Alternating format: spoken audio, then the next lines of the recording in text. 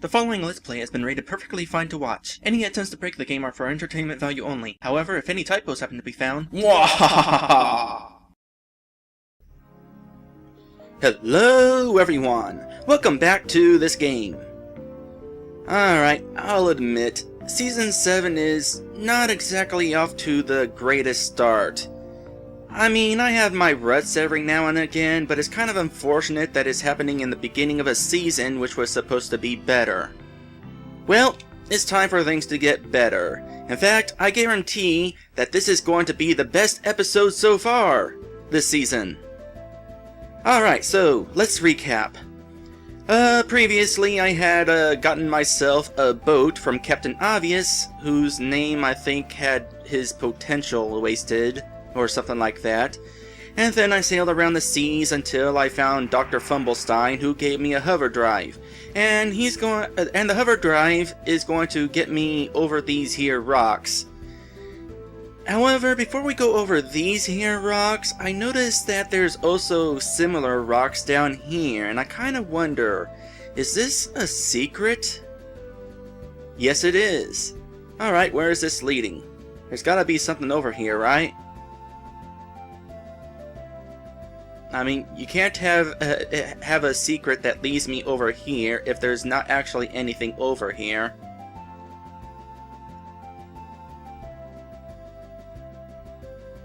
Or, you know, maybe you can.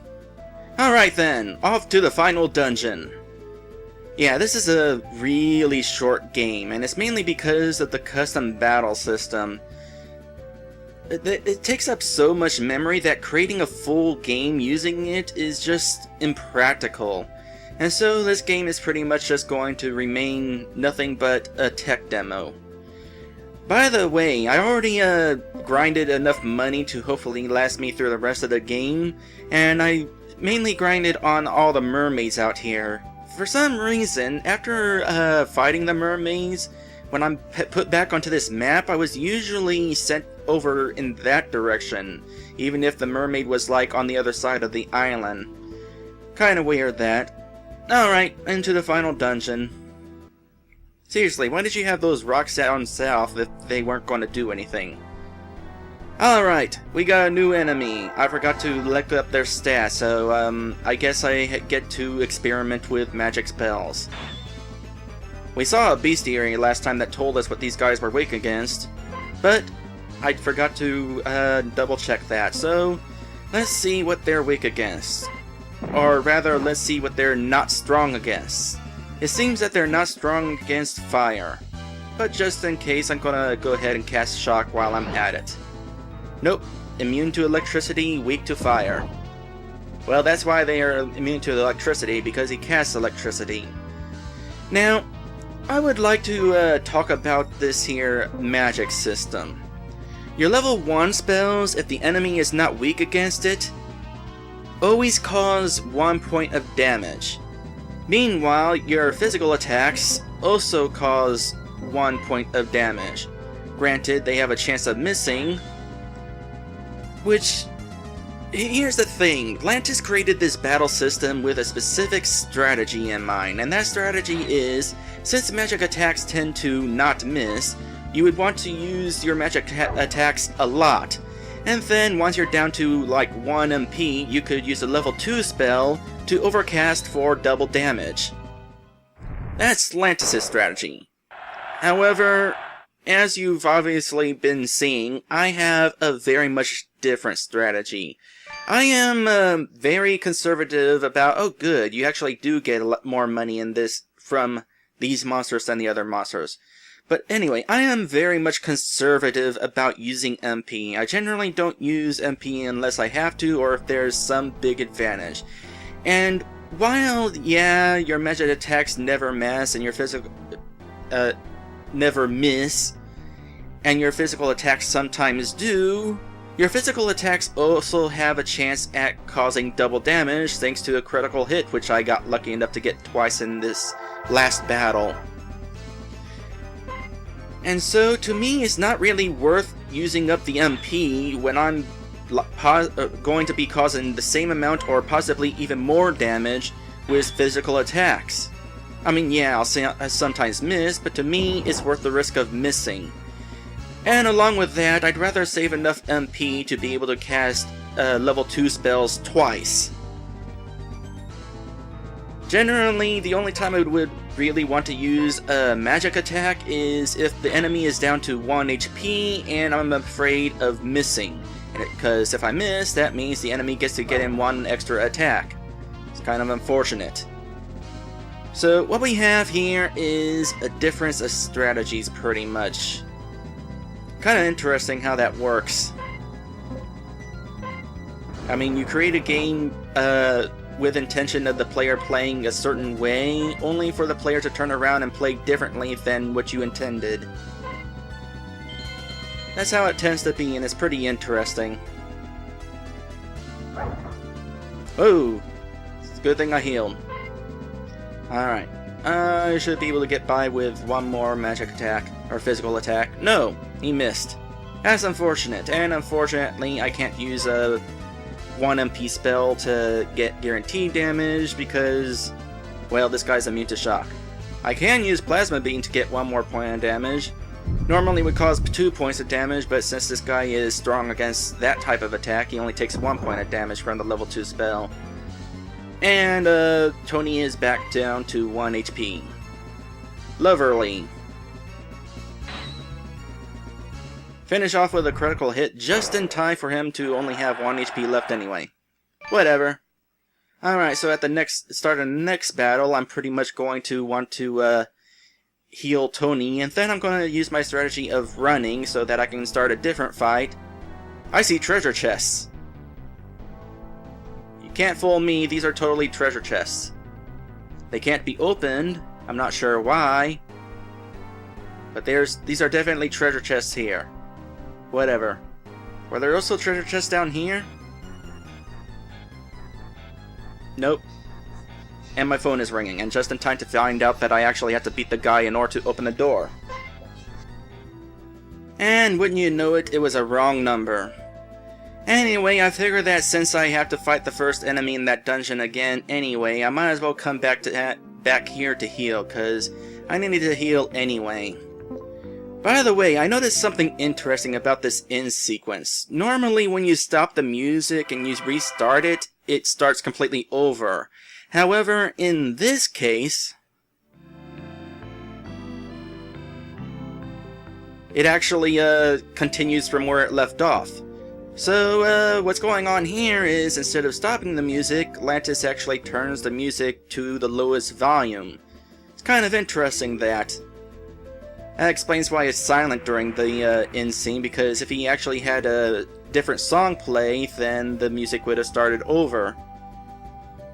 I mean, that's probably not very interesting for you, but for me, it's kind of interesting because, you know, technical stuff, and I kind of wish that more games were like that. There's so many games where, like, you go into a battle, or the end song plays, and then the song of the dungeon starts all over again, which is unfortunate because sometimes dungeon music is interesting to listen to. Anyway, I'm gonna go ahead and fight this guy and the guy in the next room, and we'll continue from there.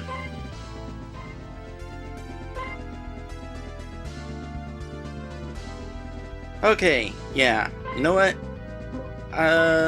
We're just gonna do this. Die. And that is when I use magic spells. Again, it is kind of unfortunate that he's actually strong against that magic spell, so not very helpful if he's down to 2 HP, but you know what, I'm still remaining with my strategy. Alright, back in here we go, or rather, in here we go for the first time. Are there treasure chests this time? Oh, that treasure chest actually works! Yay! Why don't the others? I don't know. Let's quick save, just in case, cause Tony's down to 1 HP. So, I'm gonna use this strategy. I'm gonna reset because no, I'm not getting ambushed.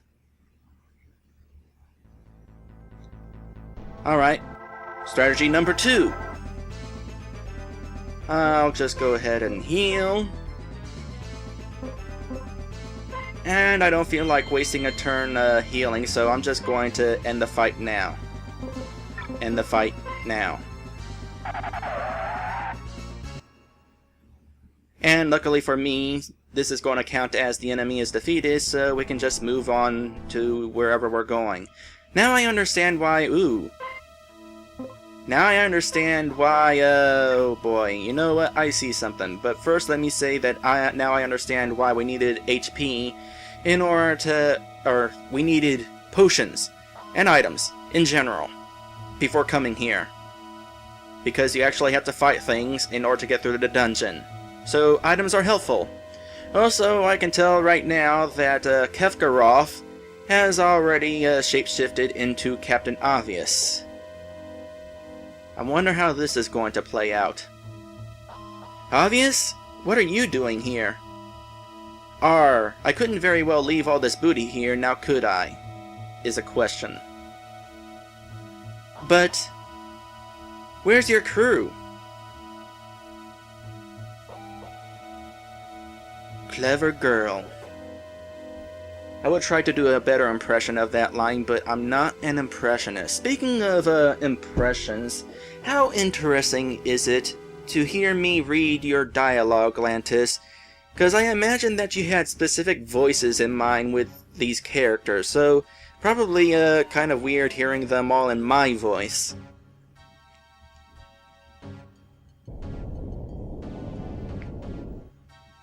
Kefkaroth! You know, if Kefkaroth was, smart, he'd say, oh, Kefkaroth disguised himself as me and took my pirates with him. So go after him and kill the fake me. Except that fake me is actually the real deal and I'm the fake. Yes, it is I. I should thank the old pirate. Being sealed inside that book for so long was driving me crazy. I read this part already! That book was the only thing evil enough to contain me and my great hatred. What? So you're an evil being sealed by evil? That's different. It took someone with extensive amount of one of the deadly sins to open this unholy tome. So, Captain Obvious is more evil than you? And in the Captain's case, his greed allowed the book to open. Its evil resonated with his greed and allowed me to be free once again. Now, I keep this Highness text with me to make sure it doesn't end up in the hands of someone that could seal me back in it. That, and I've grown to enjoy the evil miasma that seeps from it. Lucky for us that you haven't tried to leave the Three Isles yet. With you and that vile book still here, we have a chance to seal you back in it before Generica is destroyed. Oh, you silly girl. I haven't left yet because I've been waiting for the two of you. How do you know they... Whatever. I will crush you both and then take over Generica. I'm not saying the logic here. Kefkaroth, you are not a good bad guy. Mwahaha, etc. Wait. Let me get this straight. The entire time we have been running around getting money, you could have just left at any time? Not only that, but you stayed here with the only thing that can seal you back up again? Maybe. You are an idiot. I can't believe how stupid main bosses are. I mean, can there be one time the bad guy doesn't take any chances? Hold on, let me think here. I'm sure there's somebody like that. Nope, can't think of anything. Enough! You will die right here where you stand.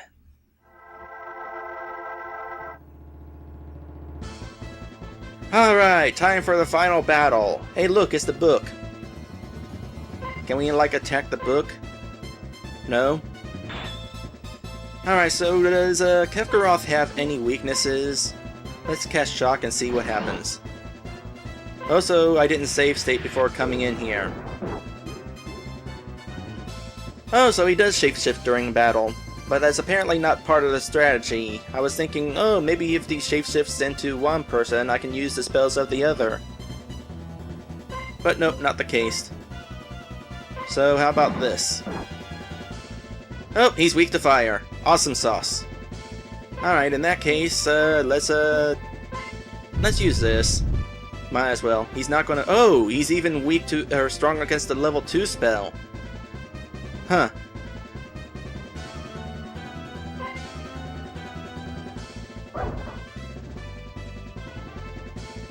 So, let's see here. How strong is he actually going to be? I don't feel like using a flame. We'll just use regular attacks because they're effective enough. And we can still get critical hits. That only cause 1 point of damage.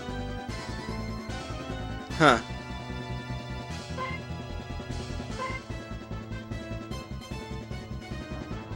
And of course, misses aren't going to cause any damage.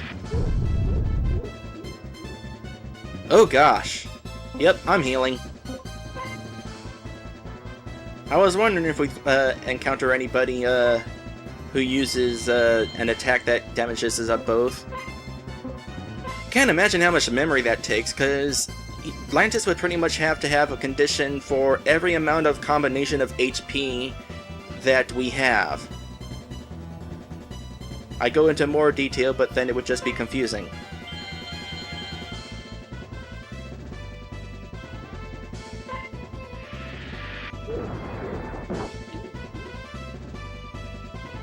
Yep, that's painful. Alright, so, while we're going through this fight, I would like to point out a little interesting thing. Some of you may or may not have noticed that I skipped... I skipped from, episode number 548 to 550. And you might be wondering... You might be wondering... How do I put this? Why did I skip 549? Well, that's because episode number 548 actually was episode 549. You see, while going through my archives and updating playlist, I discovered that the final episode of A Light in the Sky was not included on my big LPisode list. So yeah, I apparently had to episode 200 some odd number or something like that. It was basically the same situation that caused episode 500 to be episode 501, except in this case, it turns out that episode 500 is actually episode 502. Kind of annoying, that. And don't get me wrong, it's definitely fun keeping track of all the, how far along I've come in these Let's Plays. I mean, heck, thanks to keeping track of all these episodes I've done, I now know that as of this episode, I have more episodes than The Simpsons. How cool is that? Alright, this is one of those situations where we're just not gonna take any chances, and hopefully he doesn't have any second forms. Tony, now! No! Screenshot! Not into the pits! It burns!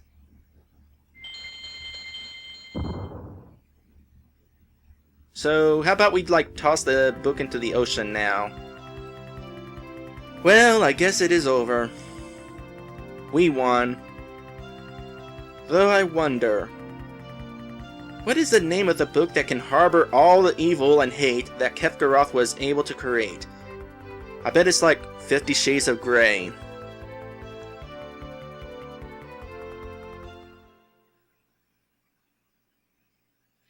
Twilight? I was close! Snapshot.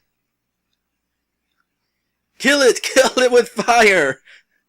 So much for being a silent protagonist.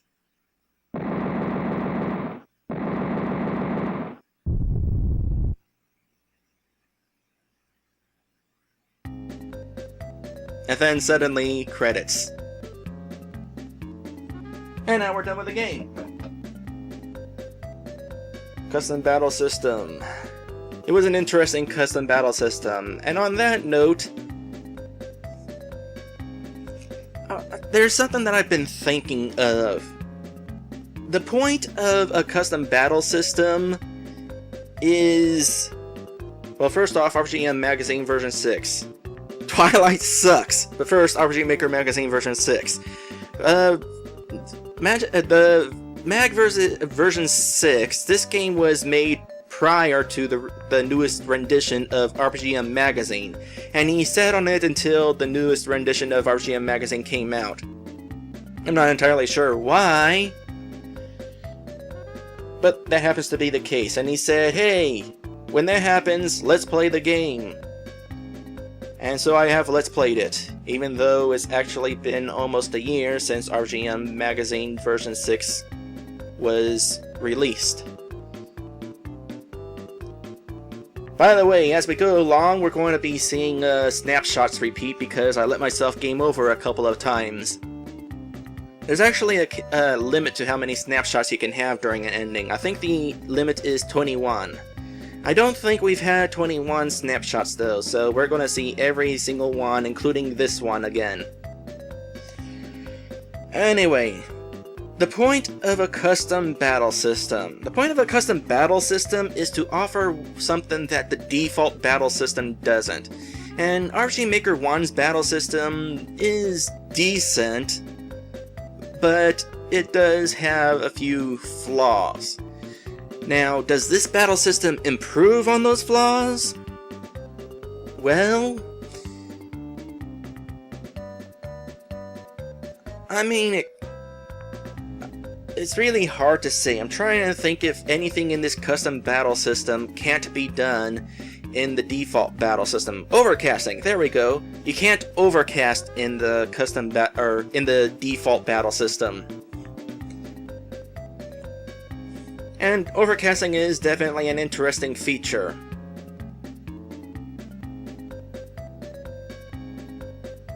That's about it though. I think that's the only thing really that this battle system does that the default battle system doesn't. Whatever, it's basically an experiment more than anything else. It's not it's meant to be taken as a serious attempt at creating a game. This is by no means a replacement of the default battle system, especially considering how much memory it takes up.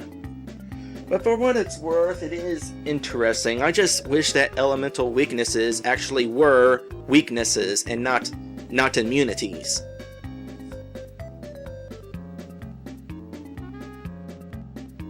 Oh, and you get to have these custom battles on custom battle screens. RPG Maker 1's default battle system doesn't even have battle screens. It just plasters enemies on the screen you're on.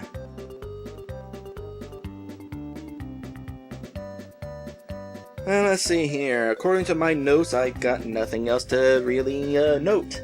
So we're just going to let this credits continue through. I will say this. My next Let's Play has already been requested. I won't say what game it is, some of you already know, but the game is statistically better than Jester's Hunt. And you'll find out what I mean next time. And I'll just go ahead and leave you all to the ending, because that's pretty much it. Oh, and eventually I'll write the review. So, yeah, there's that. How short is this episode? Do I get to keep this all in one episode?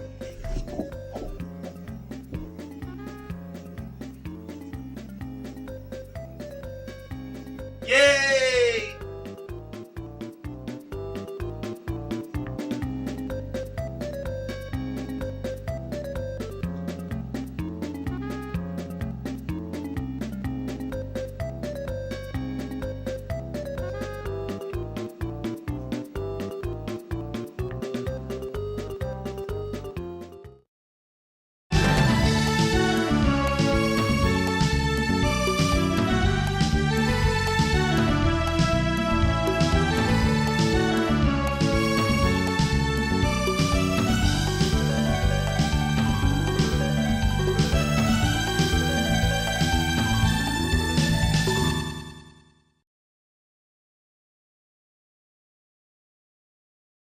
I just wonder what Ganon's up to.